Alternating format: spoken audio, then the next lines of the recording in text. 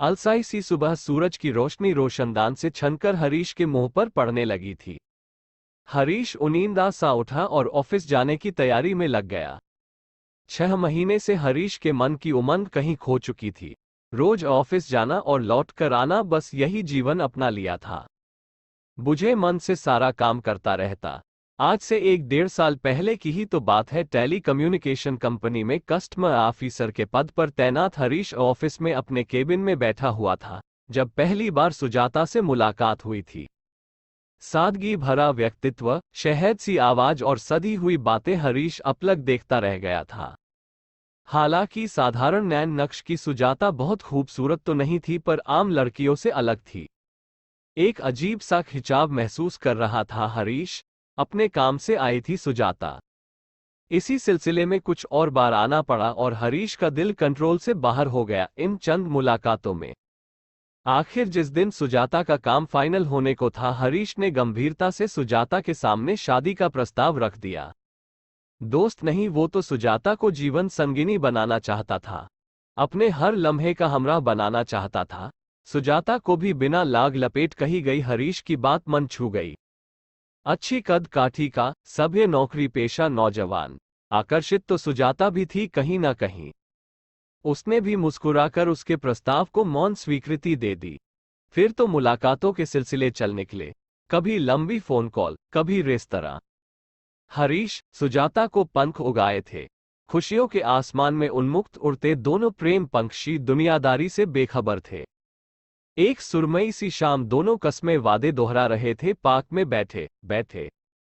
सुजाता ने हरीश के हाथ को थामते हुए कहा, हरीश, पापा का शायद ट्रांसफर हो जाएगा अगले महीने तक। देखो कौन सा शहर मिले, मैं उससे पहले ही तुमको उनसे मिला दूंगी। हरीश ने चहकते हुए कहा, फिर हमारी शादी हो जाएगी सुजाता। सुजाता ने खुशी से आंखें बंद करके सिर हरीश के कंधे पर टिका लिया। बस वही आखिरी बातें थी उन दोनों के बीच और वही आखिरी मुलाकात। घर लौट हरीश ने सुजाता को सैकड़ों बार फोन किया पर फोन नहीं लगा। हरीश ने कई दिन इंतजार किया पर समझ न आया। काफी बार पार्क, रेस्टोरेंट भी उसी नियत समय पहुंचा जब सुजाता अक्सर आती थी, पर निराशा ही हाथ लगती। इस तरह घर जाना भी ठीक नहीं लग रहा था क्योंकि पहले कभी गया नहीं था, पर कोई और रास्ता नहीं था, इसलिए सारी कोशिश बेकार होने पर उसने सुजाता के घर जाने का मन बना लिया। मन में अजीब अजीब सी बातें आ रही थी, पर जब हरीश दिए गए पते पर पहुंचा तो घर के दरवाजे पर ताला पड़ा हुआ था। पड़ोस में पूछने पर बताया गया कि सुजाता के पापा का किसी शहर में ट्रांसफर हो गया था तो वो लोग सपरिवार वहीं चले गए हैं। किस शहर में ये उस पड़ोसी को भी याद नहीं था। हरीश का दिल हजारों फीट गहरे उदासी के गर्त में उतर गया। रह रहकर एक ही बात दिल में आ रही थी कि सुजाता ने ऐसा क्यों किया। आखिर मुझसे कोई गलती हुई या उसकी कोई मजबूरी थी, लेकिन जो भी था किसी भी तरह बताना तो था ना। क्या हुआ उन प्रेम के कसमों वादों का। ओह, तो क्या मेरी सुजाता भी औरों की तरह छिछली निकली, मन मानने को तैयार न था। तब से बस सारे रंग हवा हो गए हरीश की जिंदगी से। रात में सुजाता को याद करते करते सो जाता और सुबह से शाम उसके निशान ढूंढता फिरता। मोहब्बत इतनी शिद्दत की थी, न नफरत कर पा रहा था न भुला पा रहा था। अनजान नंबर से फोन आने पर हरीश उम्मीदों से फोन उठाता था, पर जाने क्या हुआ क्यों हुआ, सवाल अपने जवाब पाने की बेचैनी में ही रह जाते थे। यूं ही दिन महीने गुजरते गए। सब वहीं की वहीं था, पर हरीश का सुकून छिन चुका था। एक दिन हरीश दोस्त की शादी में शामिल होने दूसरे शहर गया। बेमन से, दोस्त के बहुत कहने पर, लेकिन मन वहां समारोह में भी नहीं लग रहा था। सड़क पर टहलने चला आया। अनेकों तरह के नजारे भी उसका ध्यान नहीं खींच पा रहे थे।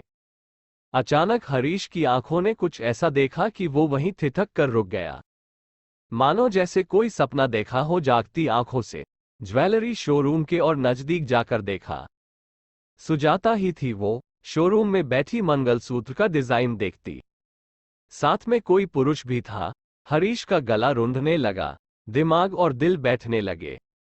ओह, तो सुजाता ने शादी कर ली। एक बार तो कहा होता। ऐसी क्या मजबूरी थी। जल्दी से पलटकर लौटने लगा हरीश।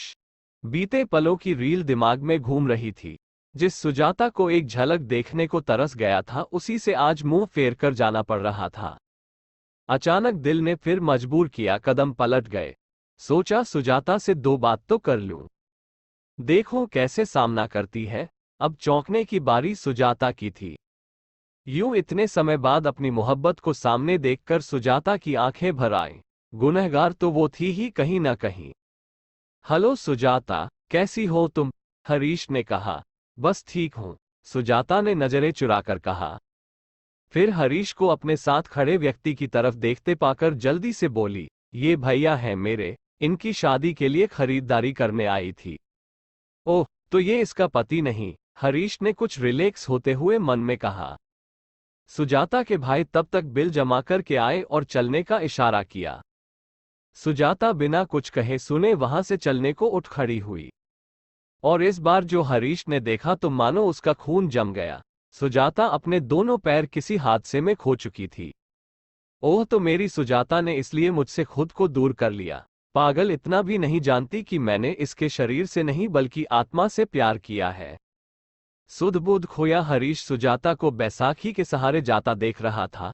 एक आदमी से टकराकर निकलने से होश में आया और सुजाता के पीछे भागा। अगले ही पल हरीश सुजाता का हाथ थाम कर खड़ा उसे कह रहा था, सुजाता, इतना कमजोर नहीं था हमारा प्यार। मैंने तुमसे दैहिक नहीं आत्मिक प्रेम किया है। मैं तुम्हारे बिना जीवन की कल्पना भी नहीं कर सकता। लौट आओ सुजाता, अपने सपनों में रंग भरने हैं हमें। सुजाता के भाई जो अवाक खड़े देख रहे थे सब समझ गए। अविरल आंसू बहाती सुजाता के सिर पर हाथ फिराकर बोले, इससे अच्छा जीवन साथी हम तुम्हारे लिए नहीं ढूंढ सकते थे। मैं अपनी शादी से पहले अपनी बहन के हाथ पीले करूंगा। और हरीश को गले लगा लिया। प्रेम की उन्मुक्त तितलियां फिर से खुले आसमान में उड़ने लगी थी। कहानी पसंद आए तो कृपया चैनल को लाइक, शेयर और सब्सक्राइब करें। धन्यवाद।